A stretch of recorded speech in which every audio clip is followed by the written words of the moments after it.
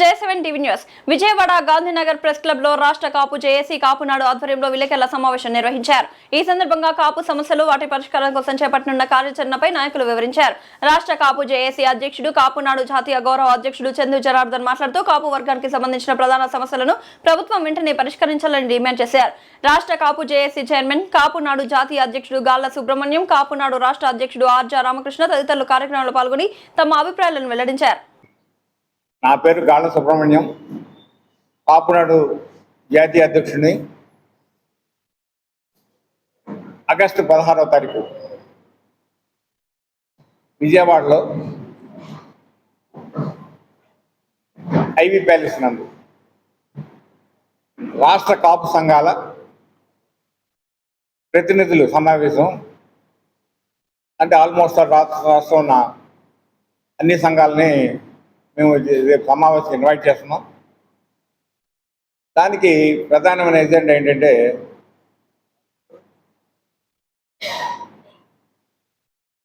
కాపుల సమస్యలు,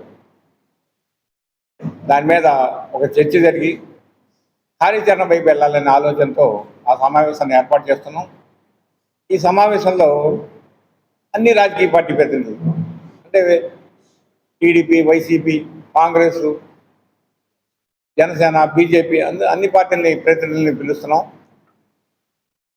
ఈ సమావేశంలో అంటే మాకు టీడీపీ మేనిఫెస్టోలో కానీ ప్రైవేట్ పరంగా కానీ అనేక హామీలు ఉన్నాయి. కాపు రిజర్వేషన్ సబ్జెక్ట్లో కానీ, ఈడబ్ల్యూఎస్ కానీ, తర్వాత మాకు కొన్ని డిమాండ్స్ ఉన్నాయి.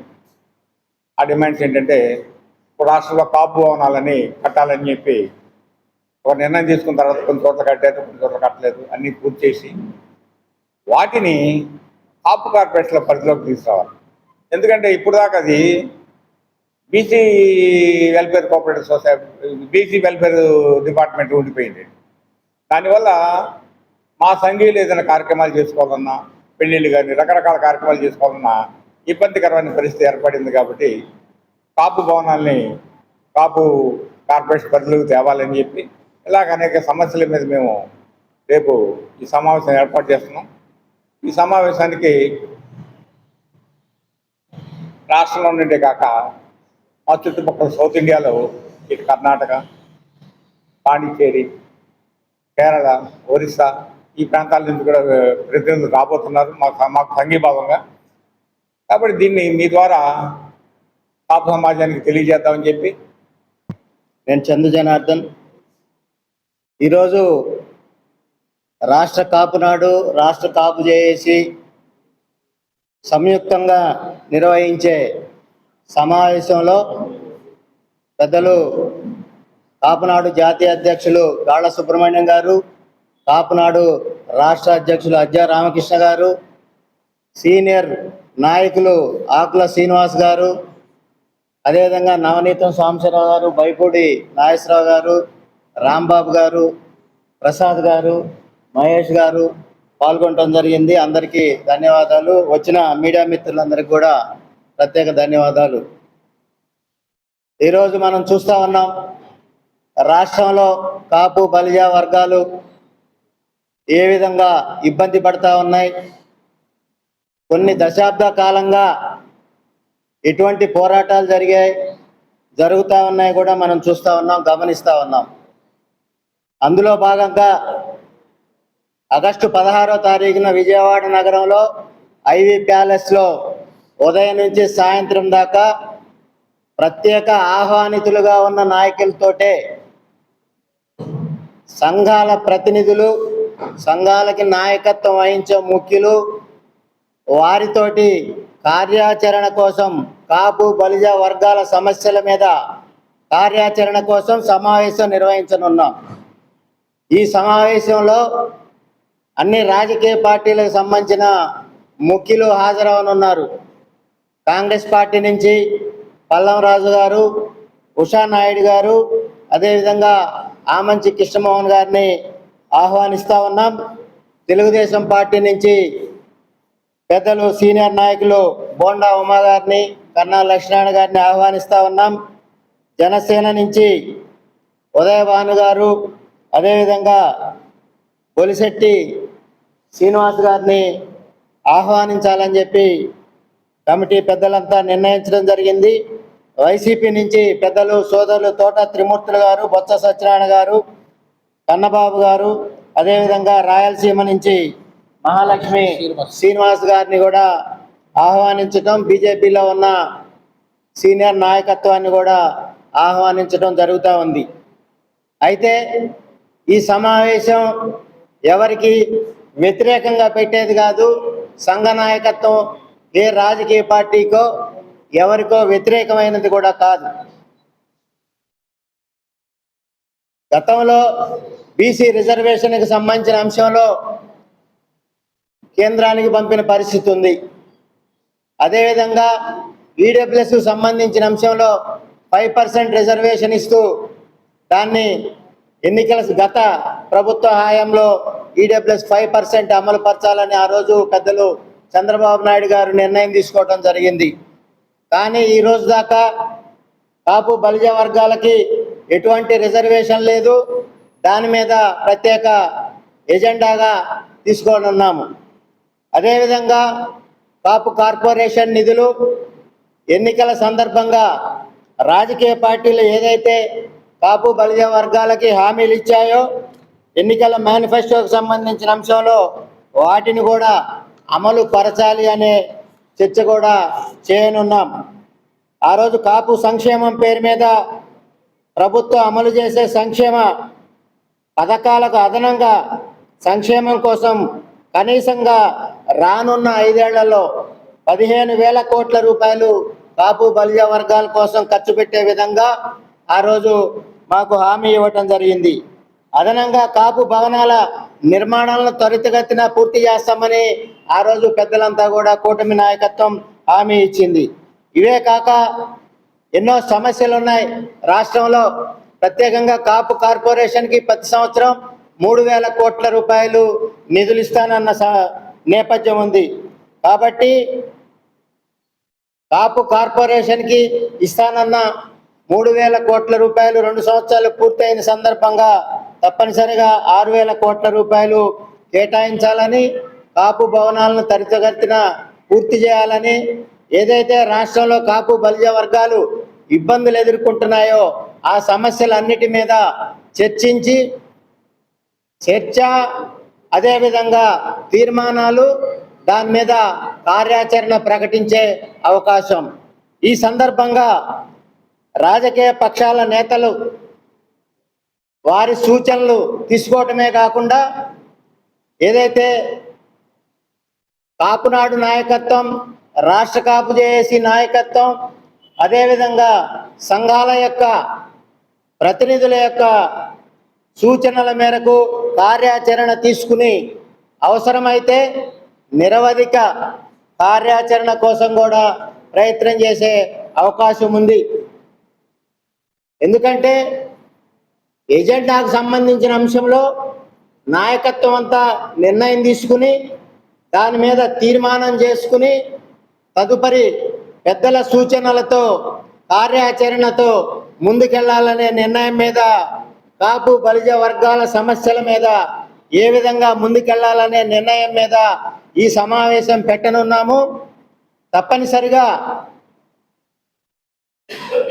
ముఖ్యమంత్రి చంద్రబాబు నాయుడు గారిని, కూటమి నాయకత్వాన్ని సవివరంగా విన్నవించుకునే విన్నపం కాపు బలిజ వర్గాల యొక్క సమస్యల మీద తీర్చే విధంగా మాకు సహాయ సహకారాలు అందించే విధంగా రాష్ట్ర ప్రభుత్వం ఆలోచించాలని, ఏదైతే రాష్ట్రంలో దామాషా ప్రకారం ఎక్కువగా ఉన్న రాయలసీమ ప్రాంతంలో బలిజలుగా ఉన్న మా కుటుంబ సభ్యులకి ఏ విధమైన అన్యాయం జరుగుతుందో పరిశీలించాలని, ఉద్యోగస్తులుగా ఉన్న మా కుటుంబ సభ్యులకి నాన్ ఫోకల్ కి కేర్ ఆఫ్ గా అసలు ఎక్కడ కూడా ఒక సిఐ కానీ, ఆర్డీఓ కానీ, ఒక కలెక్టర్ కానీ, రాష్ట్ర స్థాయి అధికారి కానీ లేని పరిస్థితుల్లో ఉన్న మా కుటుంబ సభ్యులకి తప్పనిసరిగా అవకాశం ఇవ్వాలని, రాష్ట్రంలో కాపు బలిజ వర్గాల మీద జరిగే దాడుల మీద కఠిన చర్యలు తీసుకోవాలని ఈ సందర్భంగా రాష్ట్ర ప్రభుత్వానికి విన్నవించుకుంటూ కార్యాచరణకు సంబంధించిన అంశంలో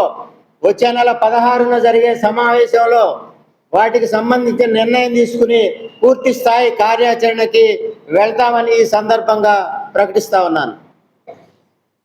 ఈరోజు ఈ పత్రికా సమావేశానికి విచ్చేసినటువంటి పాత్రికేయ మిత్రులకు, ఈ సమావేశాన్ని వీక్షించబోయేటటువంటి తెలుగు రాష్ట్ర వీక్షకులకు ముందుగా నా నమస్కారాలు. ఈరోజు ఈ సమావేశానికి ప్రధాన కారణం ఏంటంటే, ఇప్పుడే చెప్పారు మా జాతీయ అధ్యక్షుడు వారు, మేము సంఖ్యాపరంగా ఈ రాష్ట్రంలో అత్యంత ఎక్కువ జనాభా కలిగినటువంటి ఏకైక కులం ఈ కాపు, బరిజ, తెలగ, తూర్పు కాపు, ఒంటరి.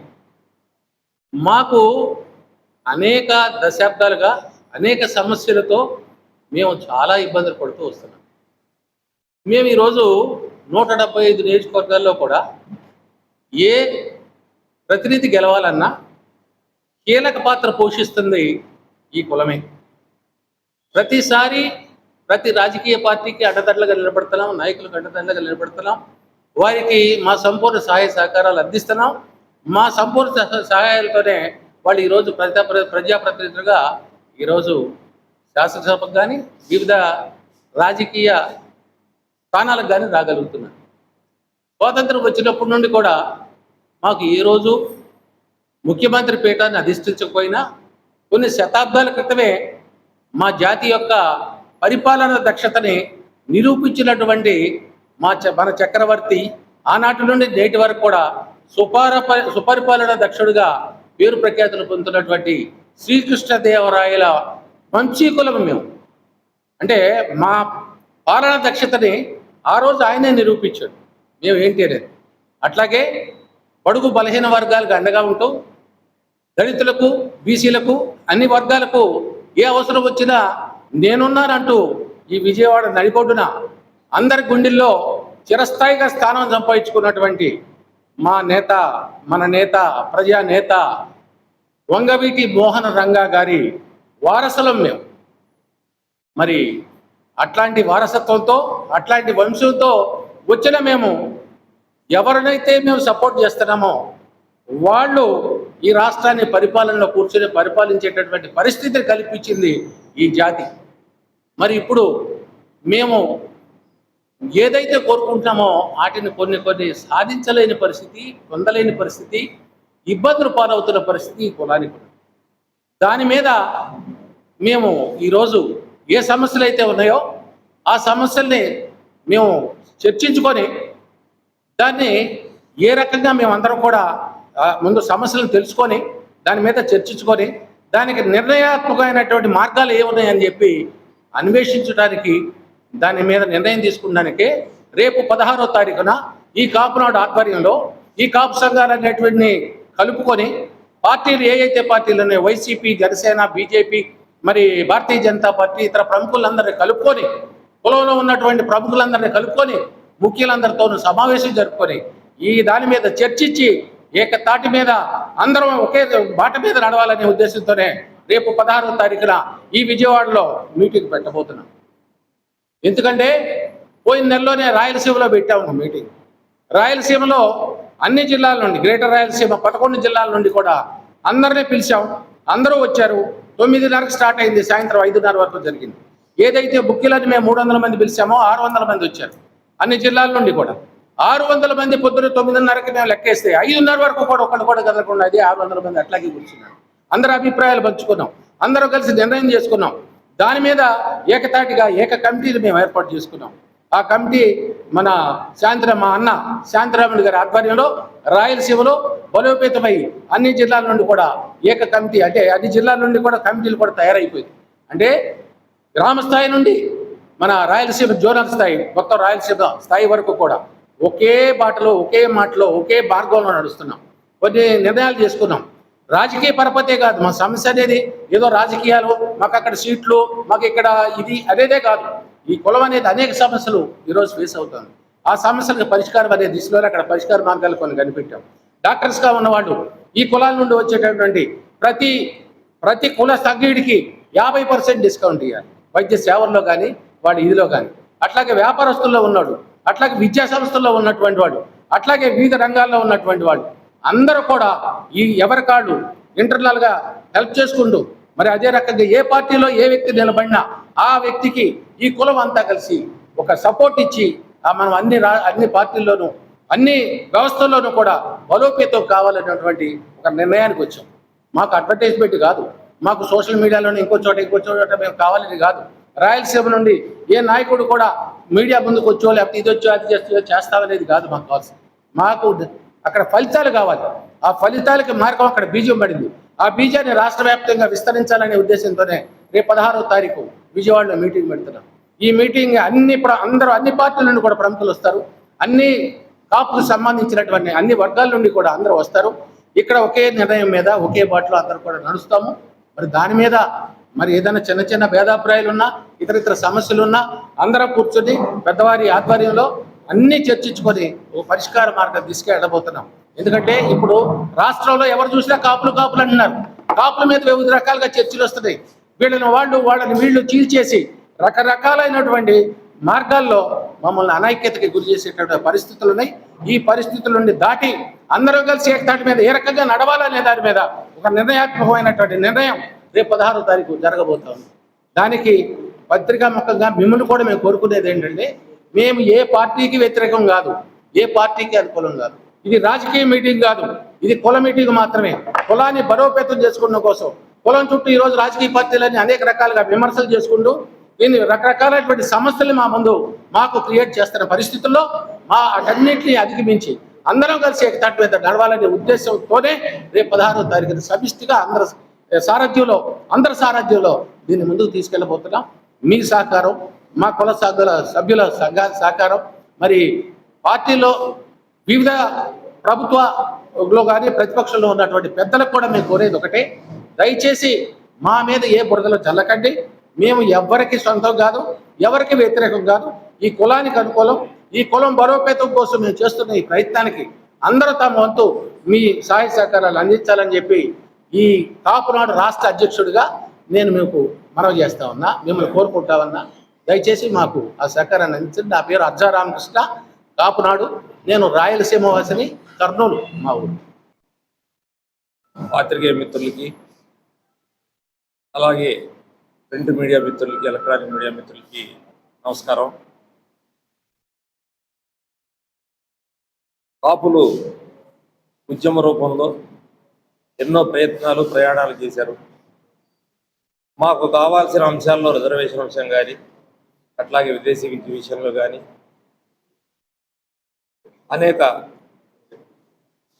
సందర్భాల్లో కాపు సామాజిక వర్గంలో ఉన్న నాయకులు ముద్రగడ పద్మనాభం గారు కానీ, వంగవీటి మోహన్ రంగా గారు కానీ, అట్లాగే స్థానికంగా ఉన్న నాయకత్వం సుబ్రహ్మణ్యం గారు కానీ, చందు జనార్దన్ గారు కానీ, హర్జా గారు కానీ అనేక మంది ఈ సామాజిక వర్గం ఉన్నతి కోసం ప్రయత్నిస్తూనే ఉన్నాం. మరి ప్రభుత్వాలు మారుతున్నాయి కానీ ఇక్కడ స్థితిగతులు మారుతున్నా వీళ్ళు. గతంలో రిజర్వేషన్లు ఇచ్చారు స్వతంత్రం ముందు, తర్వాత నాయకులు మారారు, మళ్ళీ రిజర్వేషన్ తీశారు. మళ్ళీ ఒక దామోదరం సంజీవ్ గారు లాంటి వాళ్ళు వచ్చారు, రిజర్వేషన్లు ఇచ్చారు. సంజీవ రెడ్డి గారు వచ్చి తీసేశారు. అసలు ఎందుకని ఈ జాతి మీద వివక్ష, ఎందుకని మమ్మల్ని ఇట్లా అడగదొక్కుతున్నారనేది అది ఒక సందేహంగానే మిగిలిపోయింది. మరి ఇలాంటి పరిస్థితులు ఉత్పన్నం కాకుండా మరి మా అనేక సంఘాలు ఉన్నాయి, దాన్ని అవమానపరుస్తా మాట్లాడుతున్న నాయకులకు కూడా మేము సంఘటితంగా ఉన్నామనేది మరి గతంలో రంగా గారు కాపునాడు పెట్టినప్పుడు, అట్లాగే ముద్రగడ పద్మనాభం గారు నిర్వహించిన కాపునాడు సభ ఒక నిర్వచనంగా తీసుకోవచ్చు. మరి ఈ రోజున రిజర్వేషన్ అంశంలో మరి ఒక ప్రభుత్వం రిజర్వేషన్లు ఇవ్వటానికి సాధ్యం కాదు కానీ ఈడబ్ల్యూఎస్ ఇస్తానికి అవకాశం ఉందని చెప్పి ఒక ప్రభుత్వం చెప్పడం, తర్వాత వచ్చిన ప్రభుత్వం దాన్ని మళ్ళీ పక్కన పెడతాం. ఈ రకంగా మా సామాజిక వర్గం కానీ, మా సామాజిక వర్గంలో ఉన్న విద్యార్థులు, ఉద్యోగస్తులు కానీ వారు కూడా రిజర్వేషన్ ఫలాలు అందక మరి ఎక్కడేసిన దొంగలు అక్కడే ఉన్నట్లుగా వాళ్ళ స్థితిగతులు కూడా అట్లాగే ఉన్నాయి, ఏమాత్రం మార్పు కనపట్టలేదు. ఉన్నత విద్య చదవటానికి మరి అనేక మంది మరి రాజశేఖర రెడ్డి గారు ఆనాడు మైనారిటీస్కి 4% రిజర్వేషన్ ఇచ్చిన తర్వాత ఎంతమంది డాక్టర్లు అయ్యారు, ఎంతమంది ఇంజనీర్లు అయ్యారు. మరి అలాంటి పరిస్థితి అనేక చిన్న కులాలకు కూడా మళ్ళీ వాళ్ళని రిజర్వేషన్ అంశంలో చేర్చి వాళ్ళకు కూడా రిజర్వేషన్ ఇవ్వటం జరిగింది. మరి మాకు కూడా రిజర్వేషన్ ఇస్తే మాలో కూడా ఎక్కువ శాతం మరి రాష్ట్రంలో సుమారుగా 1 కోటి చిల్లర జనాభా మరి ఈ సామాజిక వర్గంలో ఉంది. మరి ఈ సామాజిక వర్గాన్ని వాడుకోవటం వదిలేయటం లాగానే ఉంది, కానీ ఈ సామాజిక వర్గానికి సరైన న్యాయం జరగట్లేదనే ఒక తలంపు మాలో వచ్చి ఈ ఐక్య కార్యాచరణ తీసుకోవటానికి మరి మేమంతా మా నాయకత్వం అంతా సిద్ధంగా ఉంది. ఆగస్టు 16వ తారీఖు మరి పెద్ద ఎత్తున రాష్ట్రంలో ఉన్న నాయకత్వమే కానీ, సామాజిక వర్గంలో ఉన్న సంఘీయులే కానీ, నాయకులు కానీ వీళ్ళందరినీ పిలిచి మేము ఏకతాటిపై ఉన్నామనే ఒక గుర్తు చేయటానికి ప్రభుత్వాలకు కానీ, గత ప్రభుత్వాలకు కానీ, ప్రతిపక్షాలకు కానీ ఒక గుర్తు చేయటానికి, అలాగే మరి ఈ సామాజిక వర్గంలో స్వతంత్ర సమరయోధులు అనేక మంది ఉన్నారు. ఈ దేశం కోసం, ఈ రాష్ట్రం కోసం, ఈ ప్రజల కోసం పాటుపడిన వాళ్ళు అనేక మంది ఉన్నారు. మరి వాళ్ళ స్మృతికి కానీ, విద్యార్థులు హాస్టల్ వసతికి కానీ ఇట్లాంటి కావాలని గతంలో డిమాండ్ చేశాం. ఇప్పుడు కూడా రాజధానిలో మాకు ఒక 5 ఎకరాల స్థలాన్ని కేటాయించితే ఈ సామాజిక వర్గానికి సంబంధించిన అనేక అంశాలు అక్కడ స్మృతులు పెట్టుకోవటానికి ఆ నాయకులు, మా గతించిన నాయకుల స్మృతివనంగా ఏర్పాటు చేసుకోవడానికి అవకాశం ఉంటుంది. కాబట్టి అది కూడా ఒక చర్చనీయాంశంగా దీంట్లో తీసుకుంటాం. ఖచ్చితంగా 16వ తారీఖు దిశ ఏర్పాటు చేయడానికి కార్యక్రమాన్ని ఏర్పాటు చేశాం. కాబట్టి అన్ని రాజకీయ పార్టీల్లో ఉన్న కాపు ప్రముఖులు కానీ, అన్ని సంఘాలకు సంబంధించిన అధ్యక్షులు కానీ, కార్యదర్శులు కానీ ఈ సమావేశానికి వస్తారని తెలియజేస్తూ, మరోసారి పత్రికా ముఖంగా కూడా, మీడియా ముఖంగా కూడా వారికి అందరికీ తెలియజేస్తూ ఈ సమావేశాన్ని విజయవంతం చేయవలసిందిగా